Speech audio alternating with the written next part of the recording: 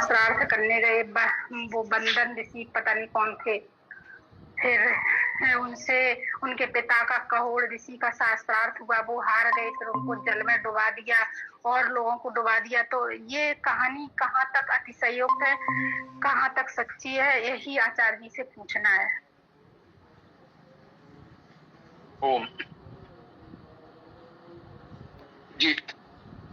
देखिए, एक तो वर्ग वो है, ये तो स्पष्ट है कि हमारे साथ सभी वर्ग के लोग जुड़े हुए हैं, और समाजी भी हैं और परंपरा वाले भी हैं जो परंपरागत व्यवस्था को मानते हैं।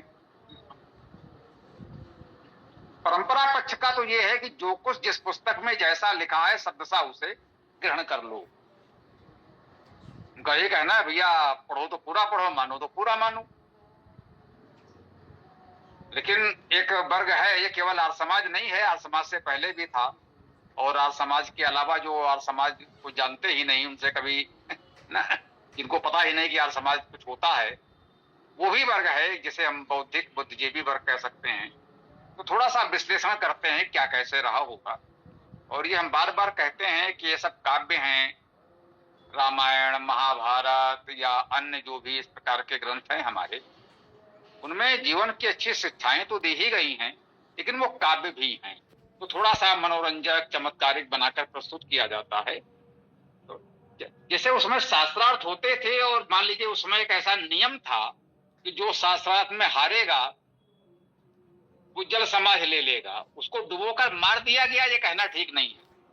शास्त्रार्थ का नियम, जैसे कोई जैसे आजकल लोग शर्त लगा लेते हैं, तो कह सकते हैं उस समय एक चला आ रहा था, भाई ठीक है, जो हारेगा उसको जल समाधि लेनी होगी। ठीक है भाई, जो हारा उसने जल समाधि ले ली। अब जो हम कहेंगे यदि ये नियम था तो निश्चित रूप से अच्छा नहीं था, है ना। भाई जो शास्त्रार्थ में हारा वो भी बहुत बड़ा विद्वान होगा, ठीक है ना। मान लिया शास्त्रार्थ में एक बार वो हार गया, तो इतने योग्य व्यक्ति को, इतने बड़े विद्वान को हम मार दें, या जो कहें मरने दें, हत्या नहीं की गई मान लिया, तो इससे उसका क्या है, उसका तो जीवन चला गया, समाप्त हो गया। जो समाज है उसकी बड़ी हानि है, वो एक विद्वान से वंचित हो गया, एक विद्वान उसको जो उचित मार्गदर्शन देता उससे समाज वंचित हो गया। हम कहेंगे इसीलिए समाज का पतन होता गया, कि जो थोड़े से विद्वान हैं उनको इस तरह के जाल में फंसा करके आपने किसी न किसी रूप में समाप्त कर दिया। ये तो नहीं भी मरा, जीवित भी रहा, तो उसको इस तरह फंसा दिया कि वो अपना कार्य न कर सके। तो निश्चित रूप से हमारे यहाँ वेद विद्या का उचित प्रचार प्रसार न हो पाने का एक कारण ये भी रहा होगा। तो जो आपने कहा कितना अतिशयोक्त या कितना संभव है, तो यही मान लीजिए यदि ये नियम था जल समाधि लेने का, तो इसमें तो कोई अतिशयोक्ति नहीं है। भाई नियम है तो है, जो भी हारेगा वो जल समाधि ले लेगा, तो उसमें तो कोई समस्या नहीं है, ठीक है ना। अब रहे कि गर्भ में सीखा क्या किया, तो अब तक की जो भी जानकारी है, ये कहेंगे अब जो जानकारी है जितनी हमारे पास, उसी के आधार पर तो निर्णय करेंगे। लेकिन ऐसा नहीं है कि जो हम आज जानते हैं हम कहें बस उतना ही सत्य है, लेकिन ये भी सत्य है कि आज हम जो निर्णय करेंगे उसी जानकारी के आधार पर करेंगे, अन्यथा तो फिर कल्पनाओं का तो कोई अंत नहीं है। मोहम्मद साहब घोड़े पर बैठ करके उड़ के चांद तक हो जाने कहां तक चले गए, उनका घोड़ा उड़ करके 7वें आसमान तक चला गया। तो यदि हम अपने बातों का बचाव करेंगे, अपनी परंपराओं का, तो इस तरह की बातें तो पूरे विश्व में सभी समुदायों में प्रचलित हैं, तो फिर हम उनको कैसे कुछ कह पाएंगे। तो कहीं ना कहीं एक स्तर पर हमें उसका बौद्धिक विश्लेषण करना होता है। जो कहे कि बहुत सी बातें प्रतीकात्मक रूप से कही गई हैं, तो है ना, जैसे अभी भी है ना, एक मुहावरे में कहा जाता है वो चांदी की चम्मच लेके पैदा हुए थे, ये तो जैसे सब कुछ पेट से सीख कर आए थे। तो एक प्रतिभावान बच्चे ने बचपन से उस परिस्थिति में पढ़ा लिखा सीखा, तो उसको एक प्रकार से यूं तो कहा जा सकता है, लेकिन गर्भ काल में कोई भी व्यक्ति इस तरह की कोई विद्या सीख सकता है, ये आज की स्थिति में तो स्वीकार करना संभव नहीं है। यदि शब्दशः कहें तो मुहावरे के रूप में तो कह सकते हैं, भाई उसके पिता को जल समाधि लेनी पड़ी शास्त्रार्थ हारने पर, फिर मामा ने उसको आश्रय दिया, तो बचपन से उसको इस तरह पाला गया कि नहीं भाई ऐसा ऐसा हुआ है पिता के साथ, तो बच्चा उनका बदला ले सके। इस योग्य बन सके कि उनको सम्मान दिला सके, तो उस रूप में वो बच्चा तैयार हो गया। 12-13 वर्ष की आयु में ही शास्त्रार्थ की चुनौती दे दी और जीत भी गया, तो अभियान तो सफल रहा। उसको इस रूप में हम देखें व्यवहारिक दृष्टि से। अब वो शब्दशः क्या लिखा है तो उसको प्रतीकात्मक यदि माने तो कोई बात नहीं है, लेकिन भाई कुछ लोग कहते हैं जैसा लिखा है वैसा मानो, वो उनकी भावना है, हम उनको भी कुछ नहीं कहेंगे। तो हम लोग का पक्ष तो यही है कि थोड़ा सा विवेक से सोच करके उनके प्रतीकात्मक संदर्भ को समझा जाए, और मूल बात जो है वो ठीक है, उसको पूरी तरह नकारा नहीं जा सकता, लेकिन शब्दशः ऐसा न लें तो उसको उस रूप में ग्रहण कर सकते हैं तो ठीक है। अहिल्या पत्थर नहीं हो गई थी, वाल्मीकि रामायण में स्पष्ट लिखा है कि एक उपेक्षित जीवन जी रही थी और राम जा रहे थे, रास्ते में सोना आश्रम मिलता है। वो गुरु से पूछते हैं कि गुरुदेव ये आश्रम में इतना सोना सन्नाटा क्यों है, तो बताते हैं कि पहले बहुत अच्छा विकसित आश्रम था और ऐसा ऐसा घटना हो गई, तब से ये अहिल्या यहाँ पर एकाकी जीवन जी रही है। राम कहते हैं गुरुदेव तो फिर चला जाए, एक बार भीतर चला जाए यदि आपका आज्ञा हो। विश्वामित्र भी बोले भाई इतने वर्षों से लोग एक दूसरे से आज्ञा ही मांग रहे हैं, अब तुम्हारे अंदर भी उत्साह है तो चलो चला जाए, आज इस प्रकरण का समापन कर ही दिया जाए। विश्वामित्र के साथ राम लक्ष्मण गए, वो चक्रवर्ती सम्राट के पुत्र हैं। विश्वामित्र इतने बड़े तेजस्वी प्रतिष्ठित ऋषि हैं, सबने सम्मान पूर्वक अहिल्या को वहां से लिया और गौतम ऋषि के नए आश्रम में जाके उनको पहुंचा दिया। बोले अब इसको रखो अपने पास, कोई कुछ नहीं कहेगा। मतलब एक तो बात पुरानी हो गई और दूसरा चक्रवर्ती सम्राट के पुत्र भी साथ में हैं, कहते हैं उनका भी संरक्षण सहयोग समर्थन है, और तेजस्वी ऋषि विश्वामित्र भी हैं, तो अब समाज में कोई उंगली उठाने की स्थिति में नहीं बचा। तो ये अहिल्या उद्धार की वास्तविक कथा है जो वाल्मीकि रामायण में लिखी है। अब तुलसीदास जी ने उसको काव्य चमत्कार दे करके, पत्थर था और पैर से छू दिया, औरत बन गई, तो इसको यूं कह लीजिए कि एक दर्शक बटोरने से, कहते ना कि टीआरपी बढ़ाने, ऑडियंस बटोरने के लिए इस तरह की बातें कह दी जाती हैं, लेकिन उसके मूल भाव को हम देखें तो ऐसी कोई समस्या नहीं है। वो चाहे अष्टावक्र की बात हो, चाहे किसी और की बात हो, जैसे उदाहरण के लिए अहिल्या की बात की, तो सारे प्रकरण को हम इस रूप में चाहें तो समझ सकते हैं। और पिता ने पुत्र को गर्भ में ही श्राप दे दिया, वो गलत मंत्र का उच्चारण कर रहे थे तो वो श्राप दे दिया कि तू हमसे मतलब हमारे मंत्रों के बारे में बोलता है तो तू 8 जगह से टेढ़ा हो जा। तो ये बात कहाँ तक सत्य है? ये संभव ही नहीं है, गर्भ से बच्चा बोल नहीं सकता, ये संभव नहीं है कि गर्भ में बैठा हुआ बच्चा सुने मंत्र का उच्चारण और वहां से वो टोके कि नहीं ठीक नहीं, कहाँ संभव है भाई। तो ये हम लोग कहते हैं कि इतना भी असंभव कल्पना नहीं। हाँ वही करें ना, अब इसको शब्दशः लेंगे तो बिल्कुल कहेंगे असंभव नहीं है मेरे विचार से, कोई सहमत हो या असहमत हो, हर एक को अपना अधिकार है, लेकिन हम तो इसको नहीं मान सकते कि भैया ये संभव भी है, ठीक है ना। लेकिन वही बात है, प्रतीकात्मक रूप से बहुत सी काल्पनिक कहानियां बना दी जाती हैं, वो हमारे सनातन परंपरा में भी हैं, बौद्धों में भी हैं, जैनियों में भी हैं, और भी लोगों में हैं, है ना। अब ईसा मसीह मुर्दे को जीवित कर देते थे, मोहम्मद साहब भी जाने क्या क्या कर लेते थे, तो कह सकते हैं प्राचीन काल में जनता में कुछ तरह की बातें लाई जाती थी शब्दावली में कि लोगों की आस्था हो उसके प्रति तो लोग उसकी बात सुनेंगे, वरना आज भी हम देख रहे हैं कोई किसी की सुनना नहीं चाहता। तो देशकाल परिस्थिति के अनुसार इस तरह की कुछ बातें चलती हैं, तो उसको शब्दशः न लेकर के उस संदेश को यदि समझे तो संदेश बहुत उत्तम है और वो ग्रहण करना चाहिए, शब्दशः उस पर नहीं जाना चाहिए, मेरा यही निवेदन है। आचार्य जी धन्यवाद। स्वामी जी नमस्ते, सभी साथी को नमस्ते। हाँ, अष्टावक्र वाली जो चर्चा थी जिसमें सुनंदा जी ने भी पूछा था, उसमें कुछ जोड़ देता हूँ कि वो आचार बंदी से उनके पिता हार गए थे राजा जनक के दरबार में। उसके बाद जब खुद अष्टवक्र भी गए वहां पर, तो अष्टवक्र का भी साथ साथ उन्हें आचार बंदी के साथ हुआ था, तो उनको जल समाधि लेने के लिए जाना था, तो आचार्य को रोक दिया था अष्टवक्र ने, नहीं आप जल समाधि नहीं लेंगे। यहाँ से अष्टवक्र ने उस परंपरा को तोड़ा, तो उस तरह से अष्टवक्र का नाम काफी प्रतिष्ठा में चला गया, और अष्टवक्र को बाद में उन राजा जनक ने अपना गुरु बनाया था। ये उसका अगला हिस्सा। ये कहानी लोग जानते हैं, उनका प्रश्न यही था कि जो इस प्रकार की बातें कही जाती है, संभव लगती है, उनको कितना स्वीकार किया जा सकता है। कथा तो लोग जानते हैं, ठीक है, कुछ रह गया था आपने पूरा किया, अच्छी बात है। तो आज कुछ साथी ऐसा लगता है संभवतः पहली बार जुड़े हैं या कभी जुड़े रहे हों, बहुत नियमित नहीं रहे, तो आप लोग चाहें तो अपना परिचय दे सकते हैं और कोई भी प्रश्न विचार हो तो वो भी रख सकते हैं। यहाँ सबको बोलने की अनुमति है।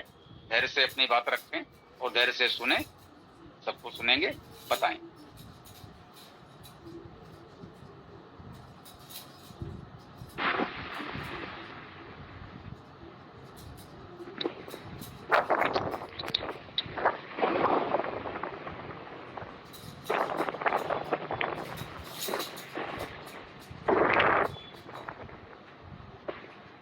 ये गो प्रोग्राम से भैया जुड़े हैं।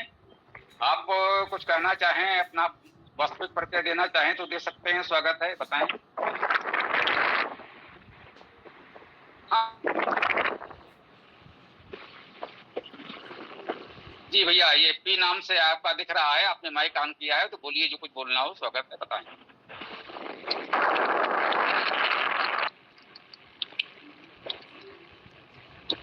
यदि आप कुछ बोल रहे हो तो बोलें और नहीं तो माइक बंद कर दें, है ना। आप कुछ कहना चाहें तो स्वागत है, ना तो माइक बंद रखा करें जी।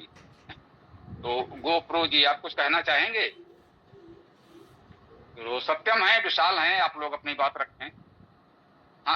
हाँ विशाल है, सत्यम है, तो वो हम लोग पंचांग वाला प्रकरण भी ले सकते हैं और जो दिन भर चर्चा होती है वो चाहें जैसा उचित समझे बताएं। विशाल जी, सत्यम जी, जो उचित समझे उसको आगे बढ़ाएं।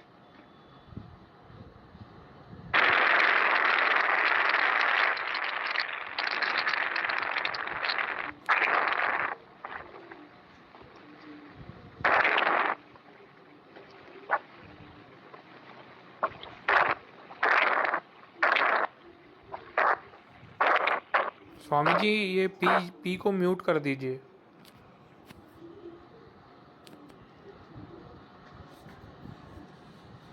हाँ बोलो भाई सत्यम, विशाल, बताओ। हाँ सत्यम जी कुछ कहना है, हाँ कहिए। आज सुबह समूह में चर्चा शुरू करने वाले ईसा पुत्र जी थे। चर्चा से आगे अक्षय जी जुड़े। मेरे 3-4 मैसेज होंगे, मैं कोई बहस नहीं कर रहा था वहां पर। इसके कारण भी, इसके बाद भी अकारण ही मुझे बिना सूचना के एडमिन पद से रिमूव कर दिया। अगर मैं बहस करता तो मुझे ठीक लगता है कि चलो मेरे को इस कारण से हटा दिया। अकारण मुझे हटाया। ईसा पुत्र जी हर बार कहीं ना कहीं से बहस कर लेते हैं और फिर कहते हैं मुझे ये रोग है। तो अगर रोग है तो पहले बहस करो ही मत, ठीक है। आप कुछ रखते हो तो सामने वाला कुछ ना कुछ बोलेगा। ये जो ग्रुप का चलन है मुझे बिल्कुल ठीक नहीं लगा। इसके कारण मैंने दोनों समूह छोड़ दिए हैं और शायद ही मैं अब कभी इनसे जुड़ूं।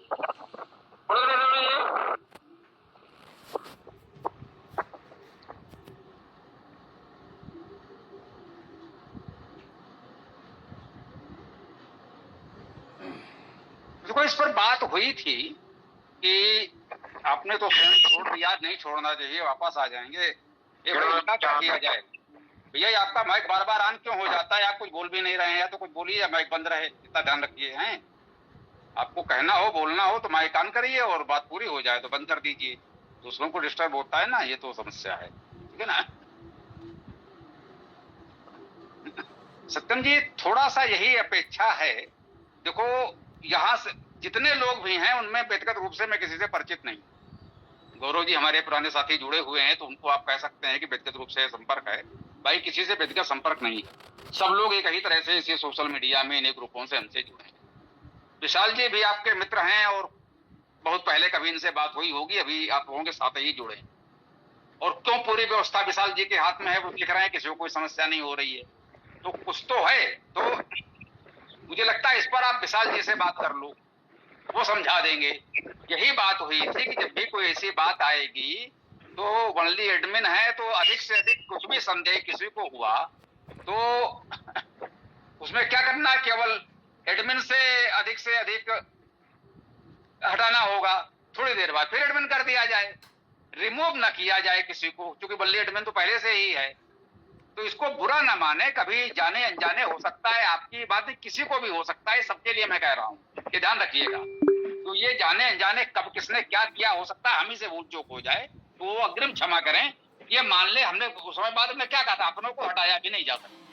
भाई एक अपनी टीम है जो कोर टीम है, काम कर रही है, अब वो कुछ भी हो जाएगा लेकिन अब हटाया तो नहीं जाएगा। तो ये छोटा मोटा थोड़ी देर के लिए हो तो उसी के रूप में रखें और फिर संभाल लिया करें, धैर्य रखें, परिवार की भावना से देखें। और हमको नहीं, आप विशाल जी को देखें, पूरी व्यवस्था विशाल जी देख रहे हैं, आप लोग मित्र हैं, आपस में बात कर लीजिएगा, इसका समाधान निकल आएगा, ये कोई समस्या नहीं है।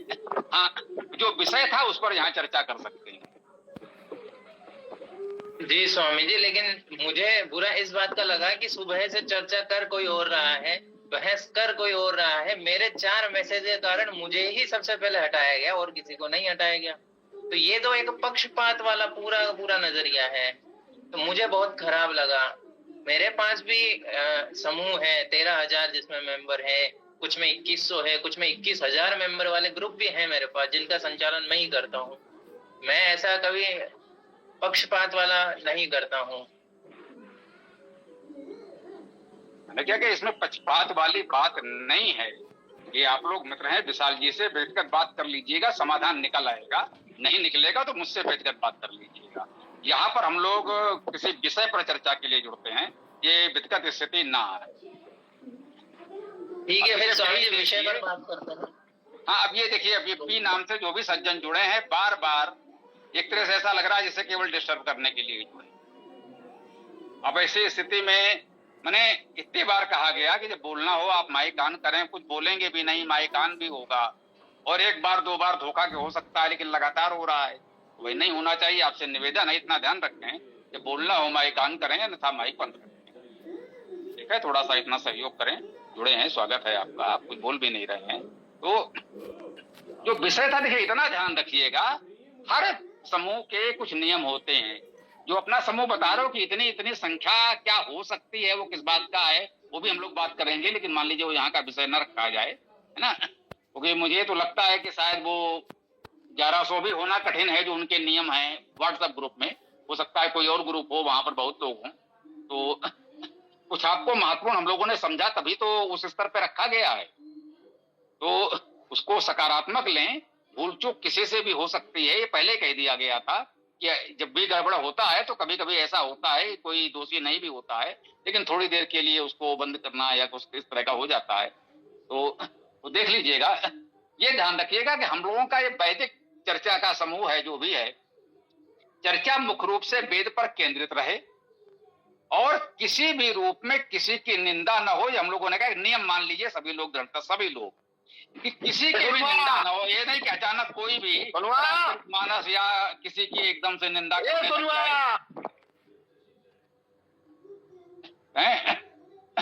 किसी की भी हो, चाहे जिस पक्ष का हो, कोई व्यक्ति हो या ग्रंथ हो या कुछ भी हो, कोई विचार हो, कोई मान्यता हो, तो अनावश्यक उसकी निंदा नहीं कर सकते।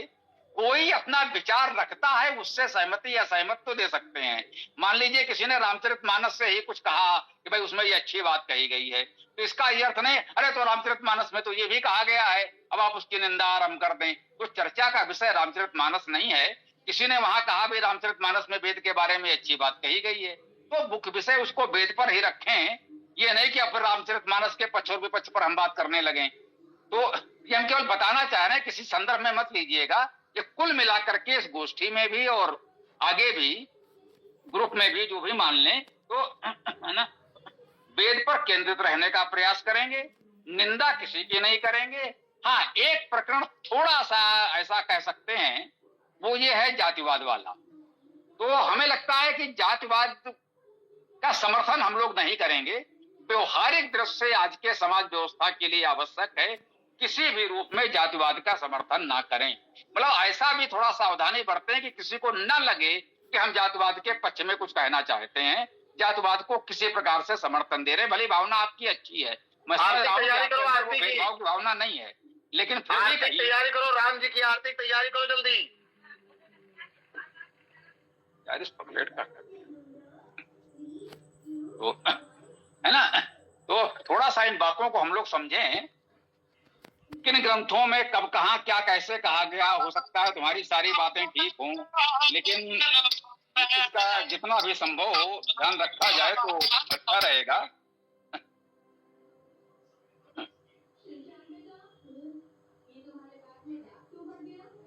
तो मुझे लगता है ऐसा तो नहीं, कुछ लोग ये सोच रहे हैं गोष्ठी को डिस्टर्ब करने के लिए ही यहाँ पर जुड़ने का प्रयास करेंगे, तो फिर वही करना पड़ेगा कि सब पूरा एडमिन मोड लाओ कि कोई घुस ही ना पाए। मतलब उनको एक बार हटाओ तो फिर हट ही जाए, फिर वो थोड़ी कवायद करनी पड़ेगी, क्या किया जाएगा। चलो आज ऐसा लग रहा है कुछ लोग केवल इसीलिए आ गए हैं कि उन्हें केवल डिस्टर्ब करना, लेकिन चलो देखते हैं, कल से फिर कुछ व्यवस्था बनाने का प्रयास करेंगे। तो इस मर्यादा को हम लोग समझ लें कि वेद को हम केंद्र में लेकर चल रहे हैं, लेकिन किसी की भी निंदा नहीं कर रहे हैं, और जातवाद पर हम कहेंगे उस पर कोई कहीं प्रमाण न ढूंढे, वेद से लेकर कहीं भी उसको इस रूप में ऐसा कुछ न किया जाए।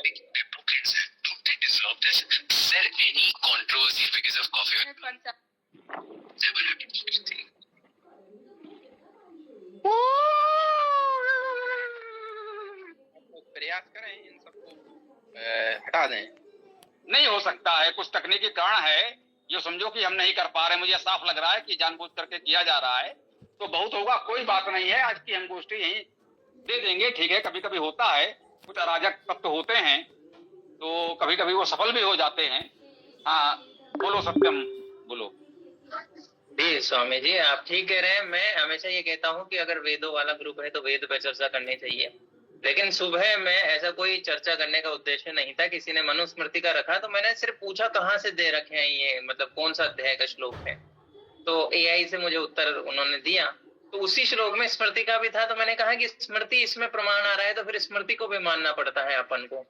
उसी पे चर्चा हुई थी, बस उससे ज्यादा कुछ नहीं था। और फिर आगे जो चर्चा हो रही थी वो ये थी कि सुरेंद्र कुमार जी ने जो विशुद्ध मनुस्मृति बनाई वो कितनी ठीक थी। अगर उस विषय को आगे बढ़ा सके, अगर इच्छा हो तो बढ़ाए मेरी तरफ से। अगर इच्छा हो तो मैं बढ़ाऊंगा, नहीं तो मैं नहीं बढ़ाऊंगा।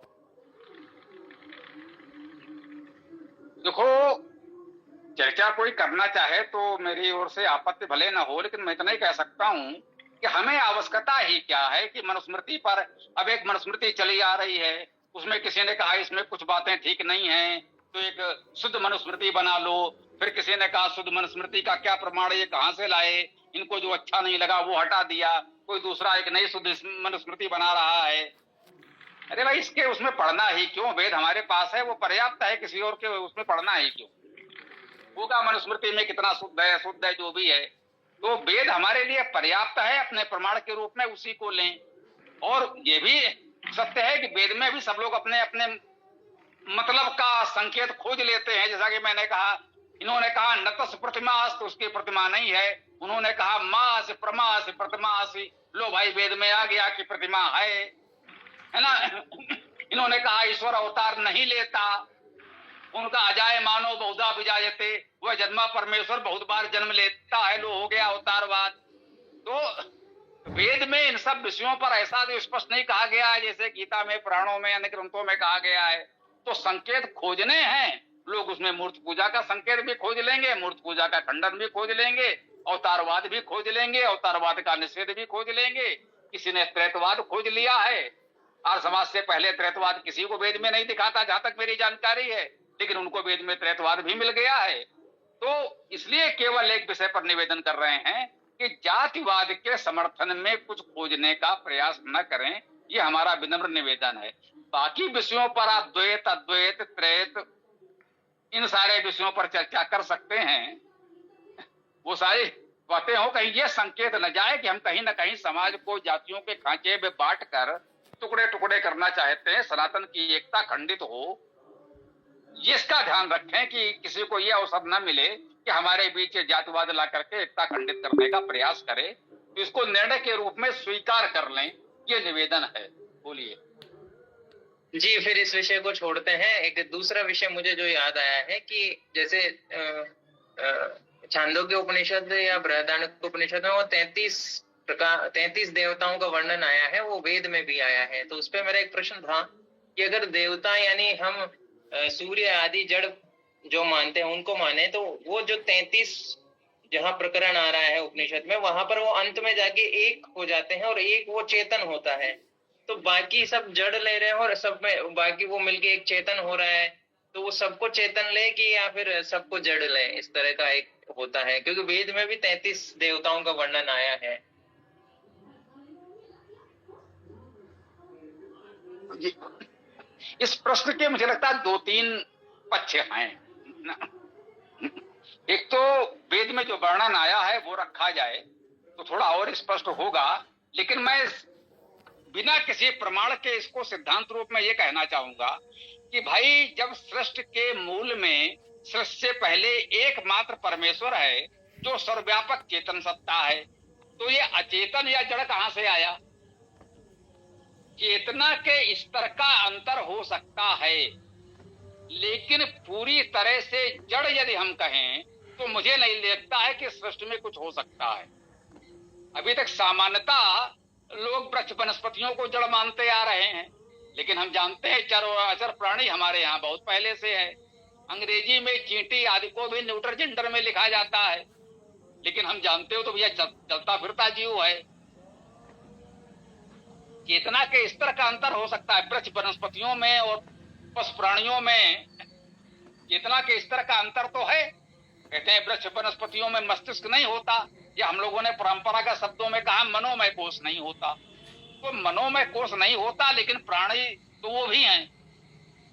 तो कोई कहना चाहे भाई मनुष्य की या पशुओं की तुलना में वो जड़ है, हाँ तुलना में हो सकते हैं कि कह सकते हैं हमारा चेतना का स्तर थोड़ा अधिक है, लेकिन मुझे लगता है कि जिन्हें हम जड़ कह रहे हैं वो चाहे नदी हो, पर्वत हो, पत्थर हो, सूर्य हो, चंद्र हो, उनको ऐसा आत्यांतिक जड़ नहीं कह सकते मेरे विचार से। इसके लिए मैं कोई वेद मंत्र आपको नहीं सुनाऊंगा, तो उसका बस इतना ही मेरा आधार है कि वेद इतना तो कह ही रहा है। हम वेद मंत्र सुनाएं?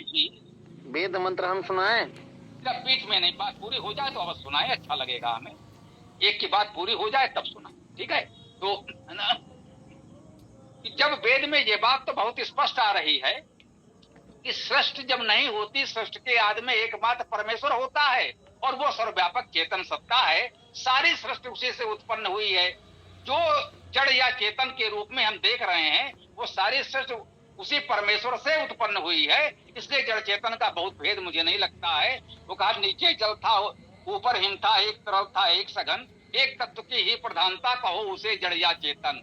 परम स्थिति में जाकर जड़ और चेतन का भेद मिट जाता है। हाँ भैया, वेद मंत्र सुना रहे थे, अब सुनाइए, स्वागत है। वेद मंत्र में सुनाते हैं ब्रह्मा जी का। मा ब्रह्मोदन्यानाम्बराधामम्बोरस्ता जीचे मजा सोराचोपेन आवाह सा बुधन्या उपमा अस्याविष्टाः सातस्यायो रेम्मा सतास्या विवाह ब्रह्मणे नमः। सुना दिए। और कुछ सुनाए? रुक जाइए। वेद मंत्र सुनाने की जो बात कही, जो विषय चल रहा था, उसके प्रमाण में कोई वेद मंत्र सुनाते और उसका अर्थ करते कि जो बात कहा जा रहा है उसका ये प्रमाण है, वो वेद में सुनाना है। पूरा वेद नहीं सुनाना है कि आप कहीं से कोई वेद मंत्र सुना दें। जो प्रकरण है, यदि उस प्रकरण के प्रमाण रूप में कोई वेद मंत्र हो तो वो उपयोगी होगा। ऐसे तो यहाँ जितने लोग हैं सब लोग कोई ना कोई वेद मंत्र वेद सूक्त सुना दें, तो वो नहीं। स्वामी जी नमस्कार जी, बोलिए। मैं ये पूछना चाह रहा था, अभी आपने कहा कि वेद के अतिरिक्त कोई भी प्रमाण नहीं है, ठीक है? आपका मत ऐसा था अभी, है ना? नहीं, आप अपनी बात पूरी कर लीजिए, फिर कोई दूसरा नहीं, मैं आपके उत्तर के साथ में बोलूंगा, आप हाँ ना कीजिए, फिर उसके साथ में बोलूंगा। हाँ, देखिए, जो आपने सुन लिया कि ये शैली नहीं है, आपको हाँ, अपना जो बात कहनी कह लीजिए, उसमें आपने कहा है कि वेदों के साथ वेद के अतिरिक्त नहीं है। अगर वेदों के 6 अंग का हम नाम ले, व्याकरण, ज्योतिष, नैरुक्त इत्यादि, अगर हम व्याकरण को नहीं जानेंगे और व्याकरण को नहीं पढ़ेंगे तो हम वेद के अर्थ, मंत्रों का अर्थ का क्या समझ में आएगा? कुछ नहीं समझ पाएंगे। इसीलिए व्याकरण पढ़ना जरूरी है। ज्योतिष को हम नहीं पढ़ पाएंगे तो हमें वेद में क्या, किन नक्षत्रों के बारे में, किन ग्रहों के बारे में मंत्र दिया गया है, उसके बारे में नहीं जान पाएंगे। तो जरूरी नहीं है कि केवल हम वेद को ही जाने, वेद के साथ साथ हम उसके अंगों को भी जाने और उपनिषद इत्यादि में भी हम उसको भी जाने। जरूरी नहीं केवल एक वेद को आधार मानकर हम वेद को लेकर नहीं चल सकते। वेद एक प्राचीन ग्रंथ है जो कि भगवान के काल से चलते हुए आ रहे हैं। ठीक है, तो के साथ साथ हमें आज का भी, अगर आज के डेट में कोई व्यक्ति विद्वान बन रहा है, अगर वो व्यक्ति अपना कोई भी एक अच्छी पुस्तक प्रकाशित कर रहा है, तो उसका भी पुस्तक पढ़ना चाहिए, उसका भी मत देखना चाहिए, क्या मत दे रहा है क्या नहीं दे रहा है। और उसमें आप ऐसा नहीं है कि आप हमारी बात को पूरी तरह समझे नहीं, मैं बीच में टोकता नहीं हूँ, लेकिन आपकी बात अब मैं समझ गया जो आप कहना चाहते हैं। हाँ, हिम्मत हो तो मैं बोलूं या कुछ कहना हो तो आप कह सकते हैं। नहीं, आप बताइए जी। देखिए, इसमें थोड़ा सा संभवतः बात पूरी स्पष्ट आप तक पहुंची नहीं, जो लोग हमारे साथ जुड़े हैं वो जानते हैं। हाँ।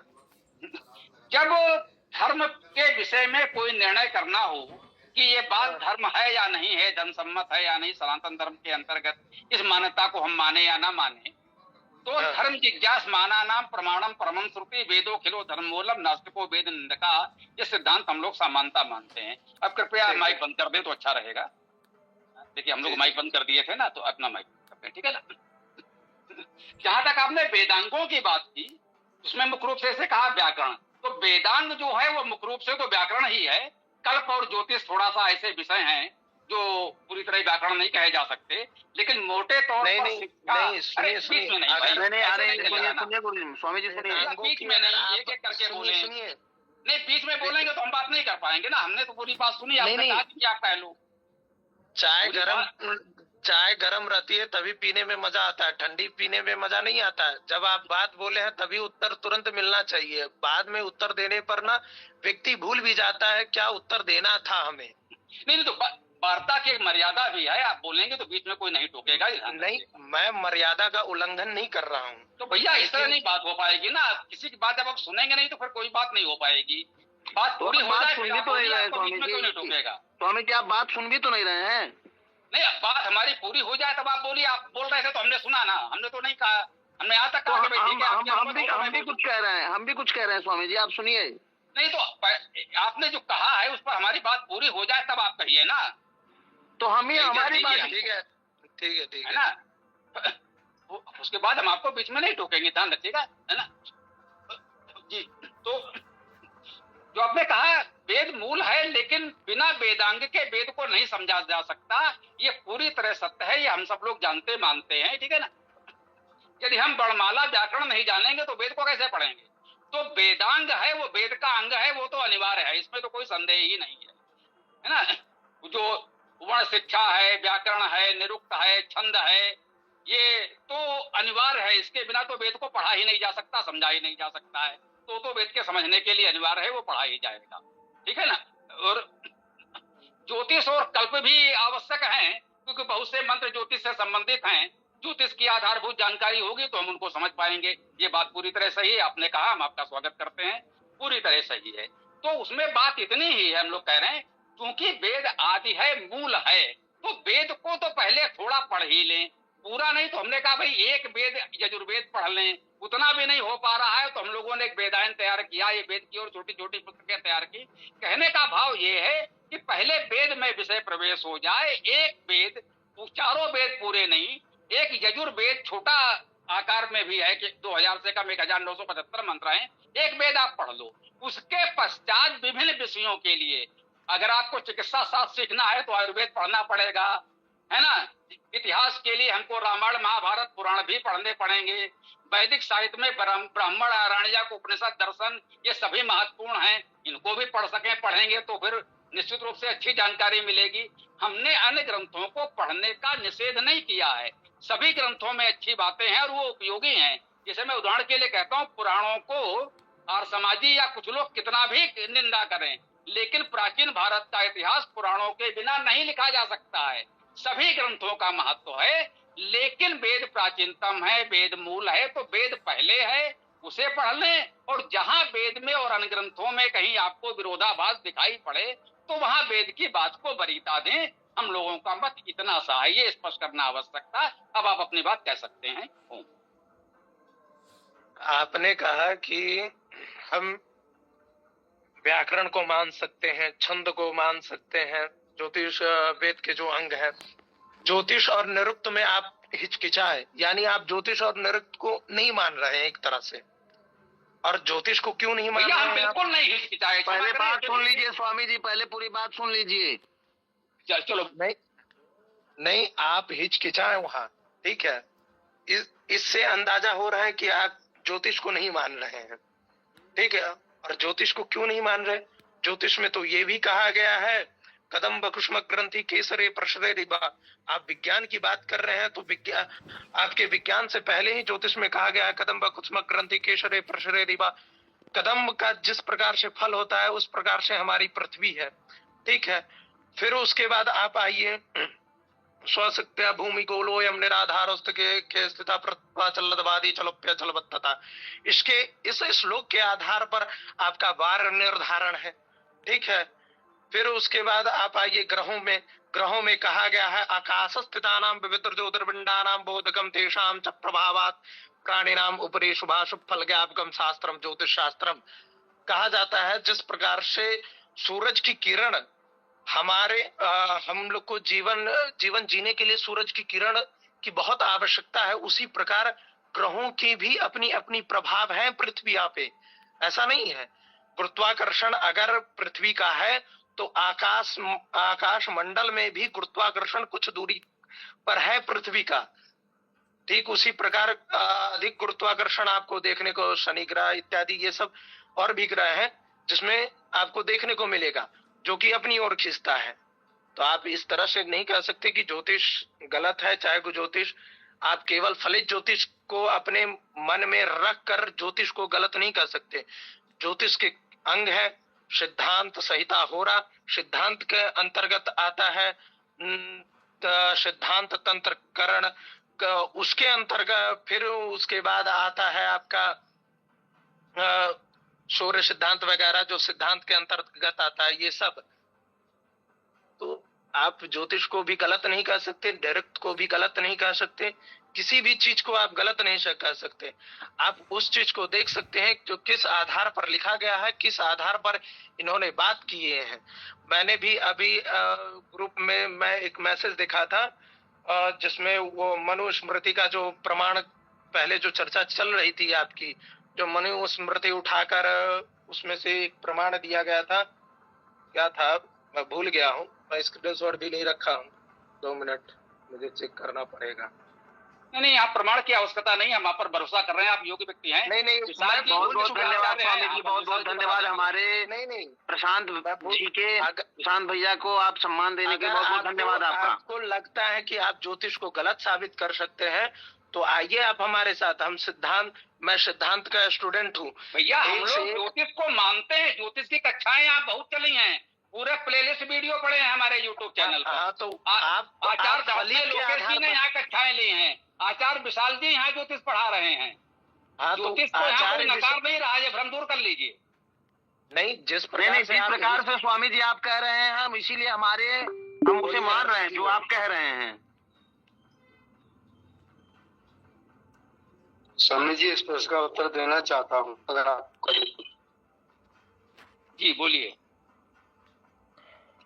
भाई जी, आपकी बात से किसी को विरोध नहीं है, पहले तो आप इसको ठीक कर लें। दूसरी बात ये रही कि वेद से ही निकला हुआ ज्योतिष इसलिए ना मानने वाली कोई बात नहीं। तीसरी बात एक और है कि वेद में फलित ज्योतिष नहीं है जो बाद में उपजा है लोगों के अपने अध्ययन के बाद, तो उसके मानने ना मानने का विषय हमारा कुछ है ही नहीं दूर दूर तक। हमारी बात कौन कहा कि फलित ज्योतिष नहीं है? जब ज्योतिष आप पढ़ रहे हैं तो आप बीच में बोले, अभी आप कह रहे थे कि जो है बीच में नहीं, तो ध्यान रखो ना। वो कहने नहीं जो है ये कह रहे हैं कि मैं बोल सकता हूँ गुरुजी, तो आप हम लोगों को भी बोलने का अवसर प्रदान करिए स्वामी जी, ताकि हम भी उस शब्द को बोल पाए। तो एक एक करके बोलेंगे ना कि एक दूसरे को टोकेंगे। उन्होंने अनुमति ली, बोल रहे हैं, उनकी बात हो जाए तो आप बोलिए। तो आप भी अनुमति दे दीजिए ना कि हम लोग भी बोल पाए। जब समय निकल जाएगा तो फिर बोलने क्या मतलब है स्वामी जी? भैया एक एक व्यक्ति बोलेगा, एक दूसरे से अगर बहस करेंगे तो फिर किसी की बात पूरी नहीं हो। स्वामी जी बहस नहीं कर रहे हैं, हमारी बात सुनिए, आप बोलिए। हम लोग बहस नहीं कर रहे हैं स्वामी जी, बताइए महाराज जी आप। नहीं, कोई बोल रहा हो तो 20 मिनट होके निवेदन ये है। चलिए हरीश जी तो हमने रोक दिया, आप ही बोल लीजिए, आप बताइए आप क्या कहना चाहते हैं। बस इतना हमारा है कि ये भ्रम न पालें, हम लोग पूरा वेदांत ज्योतिष कल्प सब मानते हैं, केवल हम ये स्पष्टीकरण देना चाहते हैं। आप बोलिए।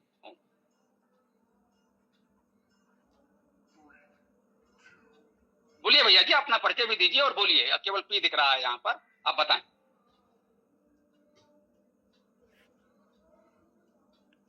ठीक है, वैसे कैसे जो आपसे कह रहे हैं तब आप बोल नहीं रहे हैं, कोई दूसरा बोलेगा बीच में करेंगे तो बोलिए। आपने कहा चुप रहने के लिए, मैं चुप हूँ, आप बोलिए। हर्ष जी बोल रहे थे, कहाँ गए हर्ष जी? बोलिए। हरीश जी चलिए, ठीक है, हरीश जी बोलिए, इन्होंने अनुमति दिया। हरीश जी बोलिए। 2 बिंदु हो गए। तीसरा बिंदु आपको बताया कि फलित ज्योतिष जो है बहुत बाद में उपजा हुआ है, और जो हमारे अनेकों ज्योतिषाचार्य है उनके अनुभव से उत्पन्न हुआ है, उसी में सूर्य सिद्धांत या अन्य दूसरे चीजें आई हैं। तो इसलिए ये कहना कि ये गलत है और वो गलत है, ऐसा हमारा कोई विचार नहीं है। हम लोग सिर्फ आपके सामने ये बताना चाह रहे हैं या इसका प्रयास कर रहे हैं कि जो चीजें प्रामाणिक रूप से सिद्ध नहीं होते उनसे हम बचें, और जो लोग प्रामाणिक रूप से स्पष्ट है उनका प्रचार प्रसार करें। धन्यवाद। हरीश जी की बात हो गई, अब बोलिए। प्रशांत जी, आपकी नाम से आप वहीं जो भी चाहें। प्रामाणिक रूप से देखा जाए तो प्रामाणिक रूप से तो हमारे शास्त्र में भी प्रमाण तो मिलते हैं ना ज्योतिष के अंग का।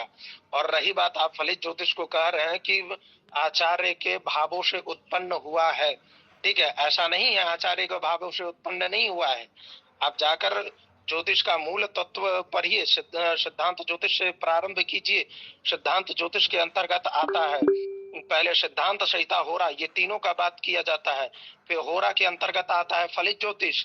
आप ऐसा नहीं कह सकते कि फलित किसी आचार्य के द्वारा, भावों के द्वारा उत्पन्न हुआ है, ठीक है। फिर सिद्धांत आता है। सिद्धांत आपने कहा कि सूर्य सिद्धांत जैसे पुस्तक ऐसे नाम लिया। सूर्य सिद्धांत बहुत प्राचीन पुस्तक है, और सूर्य सिद्धांत का आप संवाद देख लीजिए। सूर्य सिद्धांत और सूर्य और मायासुर का संवाद है, वो केवल वो किसी के द्वारा लिखित पुस्तक नहीं है, वो संवाद है। फिर उसके बाद जो आचार्य गण हुए उसको लिखित रूप में दिए हैं। खगोलीय गणित जाकर पढ़िए, वहां पर कहा जाता है आपका क्रांति व्रत, अहोरात्र व्रत, जिसे इंग्लिश में अनेकों नाम से बोला जाता है। मैं इंग्लिश का उतना जानकार नहीं हूँ, लेकिन इंग्लिश में बोला जाता है। लेकिन सूर्य क्रांति व्रत में भ्रमण करता है, राशि अहोरात्र व्रत पर भ्रमण करता है। तो ये सब का भी जानकारी लीजिए। आप केवल किसी के भाव के आधार पर नहीं कह सकते कि ये चीज नहीं है, वो उसके भावों पे जन्मा हुआ है फलित ज्योतिष। विशाल जी बताएं। विशाल जी ज्योतिष के आचार्य हैं, यहाँ पर पीएचडी कर रहे हैं ज्योतिष में, विश्वविद्यालय से अधिकृत तौर पे। वो भी हम लोगों को बताते हैं। आचार्य दास ने लोकेश जी जो वैदिक पंचांग के संपादक हैं, वो भी यहाँ जुड़कर बहुत समय ज्योतिष पढ़ाई है। तो हम सब ज्योतिष के विद्वान तो नहीं है, लेकिन 1-2 विद्वान हमारे साथ जुड़ते हैं तो उनसे थोड़ा बहुत तो जानते हैं। जरूर जरूर जरूर जी। ओम नमस्ते। थोड़ा हम अनुमति चाहते हैं 2 मिनट के लिए भगवान जी। दीनानाथ जी बताएं। जी, हमें कहना यह है, आप सब लोग मेरा प्रणाम। मैं विशाखापट्टनम आर्य समाज का पुरोहित हूँ। मैं आप लोगों से निवेदन करता हूँ और थोड़ा विनती भी करता हूँ कि थोड़ा ध्यान दीजिए। एक है हमारे देवता शिव जी, उनका वाहन है बैल, नंदी। उनकी पत्नी है पार्वती जी, उनका वाहन है सिंह। उनके 2 पुत्र हैं। कार्तिकेय जी का वाहन है मयूर, मोर। विषयांतर तो नहीं हो रहा है जो विषय चल रहा था? भगवान, विषयांतर नहीं है। और गणेश जी का वाहन है मूषक। पर सभी लोग एक परिवार के मेंबर हैं, सबका वाहन एक साथ रहता होगा। शेर चाहेगा तो बैल को खा जाएगा, मयूर चाहेगा तो मूस को खा जाएगा। लेकिन परिवार की अपनी सभ्यता और निराकरण के साथ सब लोग साथ मिलजुल रह रहे हैं। इसलिए हम सब लोग वेद को मानते हैं। वेद हमारा मूल है, चाहे वो ज्योतिष का है चाहे किसी का है, सब लोग वेद को मानते हैं। इसलिए आपस में झगड़ा न करें, हमारा यह निवेदन है। भले हमारा ही बैल हो और सिंह हो, मूषक हो और मयूर हो, परंतु परिवार में सब लोग एक साथ रहते हैं। ओम नमस्ते। बहुत बहुत आभार आपका दीनानाथ जी। पहले तो हमें लगा आप कहाँ ले गए, कथा में, तो बहुत अच्छा है। अब यह सत्यम जी या विशाल जी इस विषय पर रखे हैं। हमने कहा था विशाल जी है तो ज्योतिष की बात कर ले, ज्योतिष की बात आ गई तो आज का विषय ज्योतिष ही मान ले। विशाल जी जरा आगे बताएं। और मुझे लगता है यदि ये प्रशांत जी ये लोग आपसे परिचित हो, आपके उसमें हो, तो थोड़ा सा बता दें, अच्छा रहेगा। हम लोगों को परिचय दे दें, इन लोगों को भी जो कुछ भ्रम है वो दूर कर दें। नहीं नहीं, मैं जानता तो नहीं हूँ। मैंने पहली बार आईडी देखी है और कुछ फेक आईडी जैसी लग रही है थोड़ी थोड़ी ये सब। तो जैसे ये अभी पी कौन जुड़े थे, ये गोप्रो करके जो जुड़े थे, फेक आईडी सी लग रही हैं ये। और ज्योतिष पर मैं क्या ही कहूँ, क्योंकि अभी 10 मिनट हैं, फिर उसके बाद मुझे पढ़ाने भी जाना है तो टॉपिक पूरा भी नहीं हो पाएगा। और इन्होंने जितना बोला है उतना सही भी कहा है, उसमें गलत नहीं है वैसे जी। कि देखा आपने, तो कोई भ्रम न पाले। हम लोग बहुत खुले मन से बात करते हैं, हम लोगों कहीं संकीर्ण दृष्टिकोण नहीं है। आप लोग सुयोग्य हैं, हम निवेदन करेंगे आप नियमित जुड़ें। ज्योतिष के विषय में हम लोग थोड़ा बहुत जो विद्वानों से जान पाए हैं, हम आपसे और सीखना चाहते हैं। बहुत से प्रश्न हैं हमारे ज्योतिष पर जिसके उत्तर हम जानना चाहते हैं, और वो प्रश्न ऐसे नहीं जिज्ञासा वाले प्रश्न है जो हम जानना चाहते हैं। ऐसा नहीं कि हम प्रश्न उठाना चाहते हैं तो ये ऐसा कैसे, हम पूछना चाहते हैं कि हाँ भाई ऐसा क्यों हो रहा है, हमें जानकारी नहीं है तो आप बता दें। हम विद्यार्थी के रूप में जानना चाहते हैं, पूरे अनुशासन से आपकी बात सुनेंगे। तो यदि आप में वो योग्यता क्षमता है तो आप समय देंगे। और यहाँ अनुशासन से बस यही थोड़ा सा है कि जो भी कोई बोल रहा हो उसको 2 मिनट दीजिए, उसका माइक बंद हो, अपना माइक ऑन कीजिए और आप बोलिए। सामान्यता यहाँ बीच में कोई नहीं टोकता। बहुत ऐसी जब बिल्कुल ही उल्टी बात कोई भ्रम हो, जैसे आपने हमसे कह दिया कि आप ज्योतिष या इसको वेदांग नहीं मानते निरुक्त, तो थोड़ा सा मुझे कहना होगा कि नहीं भैया ये सब हम लोग मानते हैं, ये भ्रम न पाले।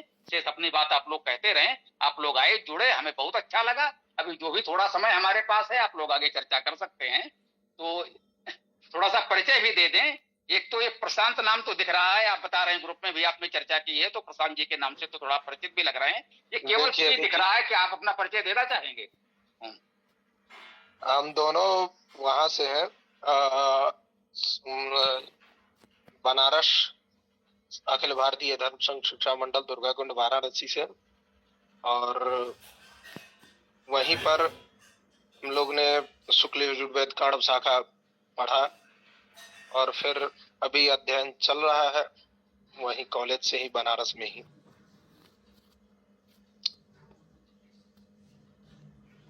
बात हो गई आपकी पूरी? हाँ विजय शांति, जब बात पूरी हो जाए माइक बंद होगा तो हमको लगेगा आपकी बात पूरी हो गई, तब कोई बोलेगा। अच्छे बोलना चाहते हैं, अच्छे बोलो। ये भी ज्योतिष के थोड़ा जानकार हैं, अच्छे बोलो जी। हम तो ज्योतिष के बारे में उतना पढ़ता नहीं, लेकिन जो भी हैं वो हमारे बड़े भैया बोले हैं ना, प्रधान जो हमसे सीनियर हैं। जो अभी बोला गया वही वेद के लेकर के, वेद हम लोगों के प्रधान हैं। अभी दीनानाथ करके कोई भैया जी थे, उन्होंने बताया, उन्होंने बड़ी उत्तम बात बताई और अच्छी बात बताई है। हमारे यहाँ एक श्लोक है जो गुरु जी के द्वारा हम लोगों को पढ़ाया गया, हम वह श्लोक सुनाना चाहते हैं। कहते हैं, छंदः पादौ तु वेदस्य हस्तौ कल्पोत पठ्यते, ज्योतिषा मयनं चक्षु निरुक्तं श्रोत्रमुच्यते, शिक्षाघ्राणं तु वेदस्य मुखं व्याकरण स्मृतं, तस्मांग संगमधित्यैव ब्रह्मलोक महीयते। इसलिए हमारे गुरुजी ने कहा कि शास्त्र पुराण इत्यादि अन्य विषयों पर वेद प्रधान है। जी, हमारा नाम आदर्श तिवारी है और हमारे प्रशांत भैया ने जो बताया है, हम लोग अखिल भारतीय धर्म संघ शिक्षा मंडल वाराणसी वहीं के विद्यार्थी हैं। यजुर्वेद में कांडू शाखा के छात्र हैं। अभी हम लोग का पठन पाठन चल रहा है। जी बहुत सुंदर, बहुत अच्छा लगा आप लोगों से मिलकर। हम आपसे प्रार्थना करेंगे कि हो सके तो समय दें, लेकिन थोड़ा सा बस यही आपने एक दिन, वो पहले दिन होता है, धीरे धीरे आप समझ जाएंगे। इतनी देर में बहुत कुछ समझ में आ गया, हमें भी लग रहा है, अच्छा लग रहा है। तो आप व्यवस्थित तरीके से वेद का स्वाध्याय कर रहे हैं, उसका भी हमें लाभ मिलेगा। ज्योतिष आपने पढ़ा है, उसका भी हमें लाभ मिलेगा। हम लोग प्रयास कर रहे हैं, हमारी एक इच्छा है। वेद मेरा विषय है तो वेद पर तो थोड़ी बहुत मुझे जानकारी है, लोग हमारी बात पर थोड़ा भरोसा भी करते हैं। लेकिन ज्योतिष के विषय में बहुत जानकारी मुझे नहीं है। लेकिन जो ज्योतिष के जानकार हमारे साथ जुड़े हैं, उनसे मैं प्रार्थना कर रहा हूं कि जन सामान्य के समझने लायक एक छोटी सी ज्योतिष की पुस्तिका आ जाए, और एक आपका भारी भरकम पंचांग नहीं, एक सरल सा जैसे कैलेंडर दीवार पर टंगा होता है, एक कैलेंडर के स्तर का पंचांग का अलग रूप, इसे आप चाहें तो कालदर्शिका या कोई नाम दे दें, वो आपकी इच्छा है, कि जिसमें सूर्य, पृथ्वी और चंद्रमा केवल 3 के आधार पर हम लोग अपना दिन तिथि आदि थोड़ा जान लें कि भाई ये संक्रांत पड़ी, ये सौर वर्ष का गते 1 2 3 चला और आज ये पूर्णिमा हो गई, और अब ये इसके पश्चात कृष्ण पक्ष की प्रथमा द्वितीया चली, अमावस्या हो गई, अब शुक्ल पक्ष की प्रथमा द्वितीया चली। तो एक मोटी मोटी सामान्य जानकारी जो लगभग प्रत्येक सनातनी को हो जाए, यदि आप लोगों को उचित लगता हो तो ये मेरा विचार है कि एक सरल ज्योतिष के रूप में छोटा जो प्राथमिक कक्षा का आप माने कि जो अभी कुछ परिचित नहीं है उसको थोड़ा सा हो जाए कि भाई ज्योतिष क्या होता है, उसको पता चल जाए और थोड़ा सा इन बातों को समझ ले। तो एक छोटी सी पुस्तिका और इस तरह का एक कैलेंडर के इस तरह का पंचांग का एक छोटा रूप, जिसे आप कालदर्शिका या कुछ भी कहना चाहें, वो बनाने के लिए हमने निवेदन किया है। विशाल जी ने कहा है और सत्यम जी हैं और भी साथी हैं, प्रयास कर रहे हैं। पंचांग तो खैर लोग निकाल ही रहे हैं, अच्छी बात है, जो कुछ हो जाएगा अच्छा है। जी ओम नमस्ते। हम थोड़ा अनुमति चाहते हैं 1 मिनट के लिए, क्या अनुमति है भगवान? जी जी बोलिए महोदय बोलिए। हमारा आप सब लोगों से निवेदन है कि प्रशांत जी और पी महाराज, आप लोग नए नए जुड़े हैं, आप लोग देश के कर्णधार हैं, हम लोग तो बूढ़े हो चले हैं। हमें कब जाना होगा, हमारा ट्रांसफर कब हो जाएगा हमें नहीं मालूम, परंतु अभी आप लोग ड्यूटी अभी कुछ दिन के लिए है। आशा करते हैं आप लोग देश को सही चलाएंगे और आगे देश का भविष्य आप लोगों के ऊपर है। थोड़ा अच्छा देखिए, सब लोगों को मिला कर रखिए, क्योंकि आप लोग कर्णधार हैं। हम लोगों का तो बस ट्रांसफर होने ही वाला है, हम लोग कुछ दिन के लिए यहाँ ड्यूटी में हैं। ओम नमस्ते। ये आप समझ रहे हैं, हम सब वरिष्ठ नागरिक हैं और हमारी भावना ये है कि भैया शीघ्रता से आप लोगों को दायित्व सौंपें और जो हमारे यहाँ व्यवस्था है वानप्रस्थ या इससे मुक्त हो लें और प्रतीक्षा करें ईश्वर कब हमारे अगली व्यवस्था बता दे कि भैया बहुत हो गया, आप चलो यहाँ से। तो उससे पहले हम लोग चाहते हैं कि जो कुछ थोड़ा बहुत स्वाध्याय चिंता निशायु में हो सका है वो आप लोगों को सौंप दें और थोड़ा निश्चिंत होकर के विदा ले सकें आपसे। तो ये हम सब वरिष्ठ लोगों की भावना है और आप लोग जुड़ेंगे, इस कार्य को आगे बढ़ाएंगे, हम सबको बहुत अच्छा लगेगा। तो इसी प्रकार से आप लोग जुड़ें। जो ज्योतिष के लोग हमारे पास कुछ पहले से भी हैं, उनसे मिलेंगे, आपको अच्छा लगेगा। शायद विशाल जी ने लिखा भी था कि भाई उनसे संपर्क करें। विशाल जी ज्योतिष से शास्त्री कर चुके हैं, आचार्य कर चुके हैं, पीएचडी कर रहे हैं, ये लाल बहादुर शास्त्री विश्वविद्यालय दिल्ली से। तो यहाँ जो लोग भी हैं अधिकृत जानकार हैं, अधिकृत विद्वान हैं, यद्यपि युवा हैं, हमारे लिए बच्चों की तरह हैं, लेकिन विषय के विद्वान हैं, इसलिए हमारे लिए आदरणीय आचार्य भी हैं। तो इस भाव से हम आप सबका स्वागत करते हैं। आज आपने व्यवस्था देख ली, शुरू में थोड़ा सा लगा होगा, अब आप समझ गए सारी व्यवस्था। अब आप कल से प्रयास करें, 7:30 बजे से ये गोष्ठी होती है, 5 मिनट पहले जुड़ जाएंगे और अच्छा है।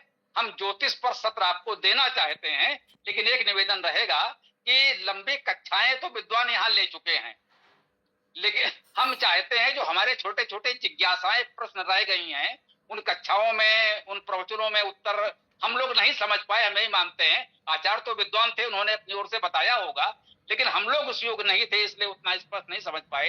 तो थोड़ा सा कह सकते हैं जो कक्षा के थोड़ा कमजोर विद्यार्थी होते हैं, उनको अध्यापक थोड़ा विशेष ध्यान देकर बताता है। तो हमारे प्रश्नों को थोड़ा सा आप लोग बताएंगे तो बहुत अच्छा लगेगा। विशाल जी से भी थोड़ा निवेदन किया है, वो भी प्रयास कर रहे हैं, और प्रशांत जी आप भी करेंगे तो और अच्छा लगेगा। सर देखिए, मैं सिद्धांत ज्योतिष का छात्र हूँ अब, और मैं गणितीय विधि ज्यादा जानता हूँ। फलित भी जानता हूँ, लेकिन उतना जानता हूँ जितना मेरा आवश्यकता है। और जिसे भी गणित में कहीं भी किसी भी प्रकार की समस्या हो वो बेझिझक पूछ सकता है, परंतु सत्र लेने की मैं लेता नहीं हूँ। सत्रोत्र मैं किसी को पढ़ाता नहीं हूँ, मैं किसी से बहस नहीं करता हूँ, चुपचाप अपना काम करता हूँ और अपने काम पे ही फोकस करता हूँ। ये सत्रोत्र नहीं ले पाएंगे, परंतु हाँ, आप प्रश्न करेंगे, प्रश्न का उत्तर मैं जरूर दूंगा। जी भैया जी, हमारी यही अपेक्षा। मैंने कहा ना, वो पंचांगकार आचार्य हैं, वो सत्र तो उन्होंने बहुत लिए, लेकिन उन्होंने इसे लेक्चर दिए जैसे विश्वविद्यालय में प्राध्यापक देता है, तो उस लेक्चर से जितना हम समझ पाए समझे, जो नहीं समझ पाए तो आपको प्रवचन वो व्याख्यान नहीं देना है। आपसे यही निवेदन है, छोटे छोटे हमारे प्रश्न हो, उन प्रश्न को सुने और प्रयास करें कि उसको समझाने का प्रयास करें। जो कक्षा के पीछे वाले विद्यार्थी होते हैं उनकी समझ में आ जाए, थोड़ा सरलता से हम लोगों को बताने का प्रयास कीजिएगा। बस ये हमारी आशा अपेक्षा आपसे रहेगी। कल से आप जुड़ेंगे और कल रविवार है तो वैसे भी हम लोग प्रतिदिन एक वेद मंत्र की व्याख्या करते हैं, उसके पश्चात प्रश्नोत्तर करते हैं। तो कल कोई वेद मंत्र की व्याख्या भी नहीं रखेंगे। आप आ जाइए, हम लोग थोड़ा सा ज्योतिष के ही स्वरूप को समझने का प्रयास करते हैं। हमारा भी उद्देश्य गणित को समझना है, फलित की हम लोगों को उतनी चिंता नहीं है। कह सकते हैं आज समाज पृष्ठभूमि वाले तो फलित को मानते ही नहीं है। हमारी स्थिति दोनों के बीच में है, हम बहुत कट्टर नहीं है कि नहीं फलित की बात ही मत करो, और ऐसा भी नहीं कि फलित के भरोसे ही हम जीवन के सारे कार्य करें। तो हमारी स्थिति थोड़ा मध्यम है, हम सम्मान करते हैं लेकिन बहुत वो नहीं। तो गणित ही हम जानना चाहते हैं तो वो करें। हाँ ठीक है, जिसका समय हो गया है वही इनकी दूसरी कक्षाएं होती हैं, जैसे हमारे अक्षय जी हैं या विशाल जी हैं, तो वो अब वो विदा लेंगे। वैसे मुझे स्वामी जी मुझे एक बात पूछनी थी। जी बोलिए। स्वामी जी मुझे एक बात पूछनी थी। ईशा पुत्र जी और मेरा एक संवाद हो रहा था ग्रुप में। तो जो विवाह के लिए सगोत्रीय विवाह नहीं करना चाहिए, ये नियम 4 वेदों के मूल संहिता में कहीं आई है क्या, ये पूछना था। धन्यवाद।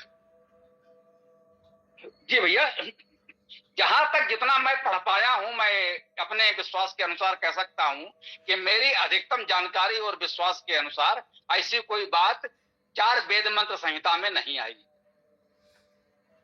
बिल्कुल एक पंक्ति में हमने आपको सीधा सरल उत्तर दे दिया। और बताइए। ठीक है, तो ये कहना था फिर भी सगोत्रीय विवाह किया तो जिस उससे जेनेटिक डिसऑर्डर्स उत्पन्न होते हैं संतानों में, ये साइंटिफिकली भी सिद्ध हुआ है। तो ये श्रुति ग्रंथों में यदि नहीं मिलता तो स्मृति ग्रंथों में मिलता है, मनुस्मृति हो या अन्य स्मृतियां हो। तो स्मृति ग्रंथों से हम सिर्फ गोत्र का नियम पालते हैं, तो उसी के अनुसार वर्ण भी अपने ही वर्ण के कन्या के साथ किया जाए, इस नियम का क्यों पालन नहीं करे, ये मुझे पूछना था। एक नियम तो पालते हैं स्मृति का, लेकिन दूसरा नहीं पालते। दोनों भी यदि वेद में नहीं मिलते हैं तो फिर ऐसी पार्शियलिटी क्यों, ये मुझे पूछना था, ईशा पुत्र जी को कहना था। धन्यवाद।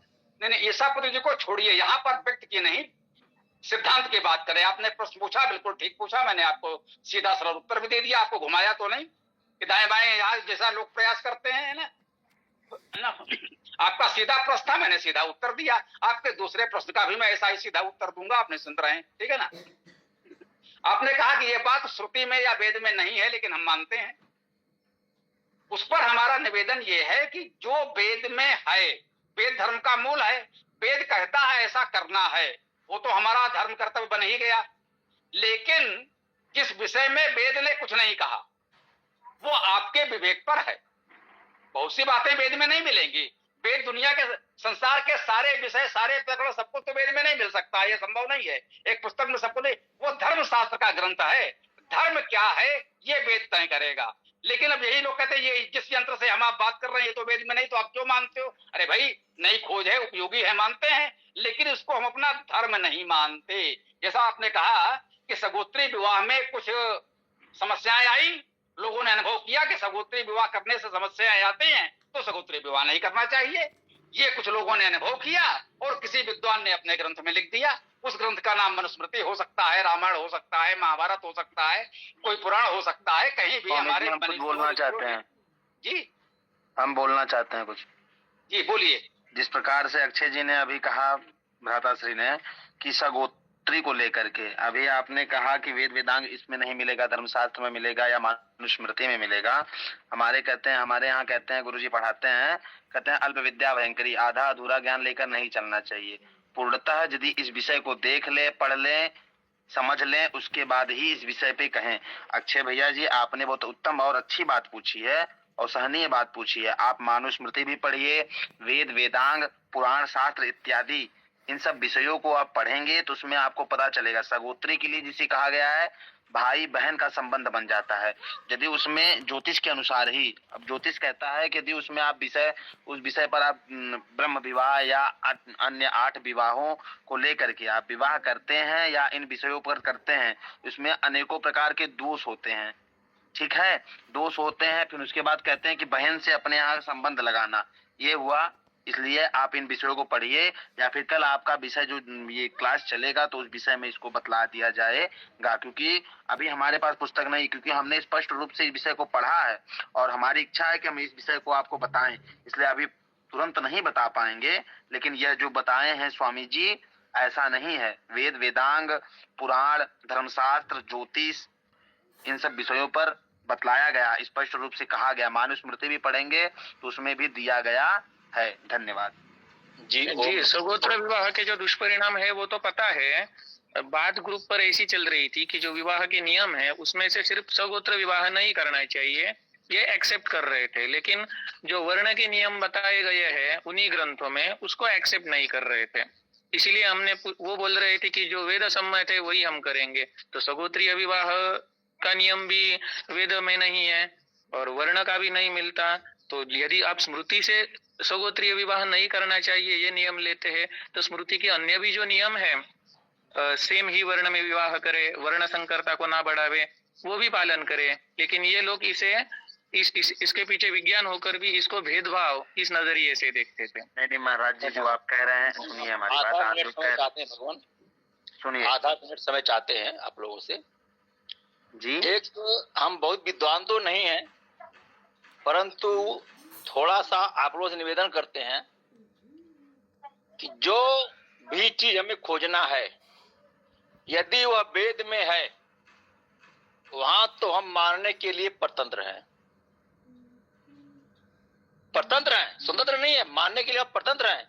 जरूरी है, मानना ही मानना हमको है जो वेद में है। और जो वेद में नहीं है, वेद वेदांग में है, अब वह वेद वेदांग में है, हो सकता है नहीं भी है, कुछ लोग मान सकते हैं, नहीं मान सकते, वहां हम स्वतंत्र हैं। एक ही बात मान लीजिए, जो वेद में है वहां परतंत्र है, जो बाहर है वहां स्वतंत्र है। छोटी छोटी बात। ओम नमस्ते जी। आज तो ज्योतिष पर अधिक चला गया, इसलिए इस पर बहुत बात नहीं कर पाए। अवसर मिलेगा तो इसको और स्पष्ट करेंगे। जी दीनानाथ जी ने कहा, ठीक ही कहा एक प्रकार से। तो लेकिन फिर भी ये विषय थोड़ा चर्चा अपेक्षित है, तो इसको आगे भी जारी रखेंगे। मुख्य सिद्धांत हम लोगों का यही है। हम ये नहीं कहते हैं कि आप हमारी बात मान लें, आप असहमत हो सकते हैं। तो वही कहा कि वेद में जो है वो तो मानना है, और अन्य विषय है देश काल परिस्थिति और विवेक के अनुसार थोड़ा सा आपको छूट है, यूं कह लीजिए कि आपका धर्म जिसे हमारी कहते बात हैं। सुनिए, आपने कहा ना कि अन्य जगहों पर दिया है, या वेद वेदांग जितने भी अन्य पुराण उपन्यास इत्यादि जो भी पुस्तकें मनुस्मृति अन्य बनाई गई, सब वेद के आधार पर ही है। सब वेद, उन सब के प्रधान है वेद, उनके आधार पर ही धर्मशास्त्र इत्यादि अन्य पुस्तकें ही बनाई गई हैं। जिस प्रकार से अभी महोदय जी ने कहा ना कि सगोत्री को लेकर के, विवाह को लेकर के, वर्णों को लेकर के, जिस प्रकार से लोग अभी अन्य विषयों पर लेकर चर्चा करते हैं, या अन्य जो हम कह रहे हैं, जो हम अध्ययन किए हैं वही हम बता रहे हैं, तो हम जहां से जो अध्ययन किए यदि वह उपस्थित ना हो तो हम कैसे कहें। इसलिए कि हमने कहा ना, अल्प विद्या भयंकरी, पूर्णतः ज्ञान ले लें, उसके बाद उस विषय को, उस प्रसंग को चर्चा करें। हम क्षमा चाहते हैं कि हम इस विषय को नहीं बतला पाए, लेकिन कल इस विषय को जरूर हम चर्चा करेंगे आपके इन क्लास पे, क्योंकि लिंक हमको मिला और हमारी इच्छा है कि जरूर हम इस क्लास को अटेंड करें। जी आपका स्वागत है। आप आइएगा, तैयारी से आइएगा और बताइएगा, हम सबका मार्गदर्शन होगा। देखिए हम सब विद्यार्थी हैं, सीखने को तैयार हैं। हम किसी बात पर दृढ़ नहीं है कि बिल्कुल बैठे कि यही हमारी मान्यता है। हम आपकी बात सुनने के बाद अपने विचार बदलने को भी तैयार हैं। आप निश्चिंत रहें, हम सुनेंगे पूरे धैर्य से, लेकिन थोड़ा सा निवेदन करेंगे, क्योंकि वर्षों से हम लोग इस गोष्ठी में जुड़े हैं, बात कर रहे हैं, तो बहुत सी बातें लंबे समय से चर्चा में कुछ लोगों के समझ में पूरी तरह आ गई है। भी आप नए जुड़े हैं तो आपसे इतना निवेदन करेंगे कि थोड़े दिन थोड़ा आप भी धैर्य से हम लोगों की इस प्रक्रिया को समझने का प्रयास कीजिएगा। तो भ्रम ना हो, जैसे भी आपको ये लगा कि जैसे हम निरुक्त ज्योतिष नहीं मानते। भैया हमारा थोड़ा सा वेद भाष का कार्य है, प्रत्येक मंत्र के प्रत्येक शब्द में मानते नहीं, हमको मानना पड़ेगा। हम मानते नहीं, हमको मानना पड़ेगा। पहला विषय, दूसरे विषय की क्या कहा, थोड़ा सा ये तो रखना चाहिए ना। वही कहा ना ये जो भ्रम हो गया, अभी आप जुड़े, उस दिन जुड़े रहेंगे तो ये भ्रम दूर हो जाएंगे कि हम क्या मानते हैं क्या नहीं मानते हैं। एक तरह से आरोप जैसा आया ना कि आप नहीं समझ पाए कि आपने कह दिया कि भाई ज्योतिष निरुक्तादि नहीं मानते। हमने कहा नहीं भैया, हम सब कुछ पूरी तरह मानते हैं। अब आपने कहा मानना पड़ेगा, अरे मानना पड़ेगा, तो मैंने कहा उसके बिना तो वेद पढ़ा ही नहीं जा सकता। यदि हम वेद को मानते हैं तो वेदांग को क्यों नहीं मानेंगे? बिना वेदांग के वेद को कैसे समझेंगे? बिना वेदांग के कोई भी वेद को नहीं समझ सकता। तो वो तो मौलिक बात है। तो बिल्कुल निश्चिंत रहें। तो चलिए, हाँ सत्यम भैया कुछ कहना चाह रहे हैं। सत्यम जी, हरीश जी, तो आप लोग अपनी बात रख लें और फिर हरीश जी उसके पास आप पाठ कर लीजिएगा, संस्कृत की ओर बढ़ेंगे। ये जो वर्ण वाली बात थी, इस पे मेरे पास एक प्रमाण था। मैं प्रमाण इसलिए नहीं देना चाह रहा था इतने दिनों से कि उस प्रमाण का गलत यूज करते हैं कुछ ग्रुप वाले। जैसे वेद मंत्र में एक शब्द दिख जाए तो उसको हर जगह दिखाते हैं कि देखो ये शब्द आ गया, इसका मतलब तो ये होगा। वैसे ही मैं वो प्रमाण दे दूं तो उस प्रमाण का गलत ही प्रयोग करेंगे। मैंने एक पुराण में पढ़ा था, मैं वो ढूंढ के बताऊंगा, कि जो आदि सृष्टि थी उसमें सब अवर्णीय थे, मतलब उस समय कोई वर्ण के 4 विभाग नहीं हुए थे। बाद में धर्म की हानि होने पर 4 वर्ण का विभाग हुआ, मेरे को स्पष्ट याद है, मैं ये देख के बताऊंगा। तो इसलिए वेद में कई बार वर्ण हम खोजने को जाते हैं तो वो हमें मिलते नहीं है। उसके बावजूद मैंने आपको पुरुष सूक्त बोला था कि उसमें 4 वर्णों का उल्लेख आया है। उपनिषद में तो आया ही आया है हर जगह, लेकिन आदि सृष्टि में वर्ण नहीं थे ऐसा भी वर्णन मिला है शास्त्रों में। लेकिन अब इसका कोई गलत उपयोग ना करे, इसलिए मैं वो प्रमाण शायद ही कभी दूं पुराण का। जी जी जी, मैंने कामायनी में पढ़ा है, मनु कहते हैं मैंने ही श्रम भाग किया फिर वर्ण बनाए। जब समाज में मत्स्य न्याय की स्थिति बन गई, बड़ी मछली छोटी मछली को खाने लगी, तो ऋषियों ने मनु से प्रार्थना की, हे मनु तुम दंड धारण करो, हम तुम्हें राजा चुनते हैं। मनु ने दंड धारण किया और उसके बाद ये सारी व्यवस्थाएं बनाई, वर्ण व्यवस्था बनाई, अन्य व्यवस्थाएं बनाई, पूरे शासन की व्यवस्था तैयार की। आज भी उसी परंपरा में हम लोग चले आ रहे हैं। तो बड़ा व्यवस्था बनाई गई, देश काल परिस्थिति की आवश्यकता के अनुसार बनाई गई।